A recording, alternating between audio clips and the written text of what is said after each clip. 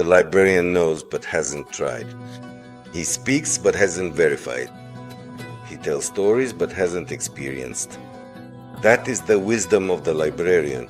When you try, verify, and experience, you have surpassed the wisdom of the librarian. You become the experimental addition to knowledge itself. The source also knows, but it hasn't tried. Only you can try. The source provides the information, but you are the one who must apply it as action. The source contains the past and the future in the now, but you are the one who experiences it. Then, after the experiment and the trying, you have walked the path of what has been experienced in a life of knowledge and in your own unique, singular, and unrepeatable way. Because no one can be you, right? Therefore, allow the choice to look at itself through you. Don't wait for it to happen. Give it a chance to happen. Now here, with you and with everyone. Recognize yourself in the choice. When you give it a chance to exist, you experience yourself. Because you are something big, enormous, something that has experienced itself, which has given the choice the opportunity to manifest and be realized. That way, you are more than the choice you have made. You go beyond the experience you have realized. You learn more than the knowledge you have been in order to make exactly this choice.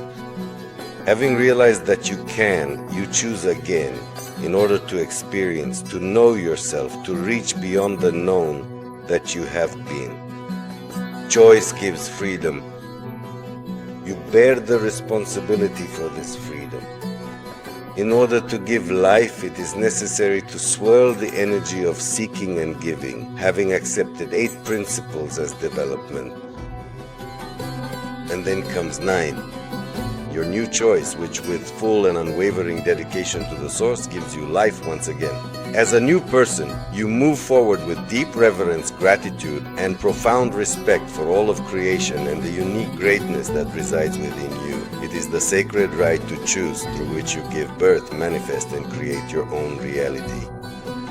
Because you are both the path and the source and the life, as well as the choice that only you can make. I bow and thank you for existing. Teacher, student, and creator, you create yourself and everything that is. You change and create through this change. This change is development, growth, elevation, an endless but conscious path of existence as a creator of everything that is. The wise person submits to the law and understands its action. He uses it instead of being its blind slave. Just as a skilled swimmer turns this way and that, changing direction at will, instead of drifting like a log with the current, so does the wise person act in comparison to the ordinary person.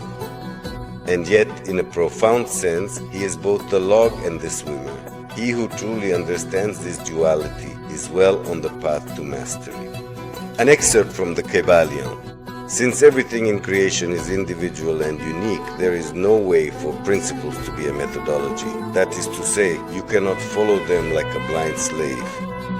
Principles need to be adapted according to everyone's development, experience, and environment. The only way to explore how valid this model is for ourselves is by applying it and experiencing it practically. There is no scenario where the person we have chosen to be can simply use the experience or state of any other element ready-made. In a global aspect, everyone is a student.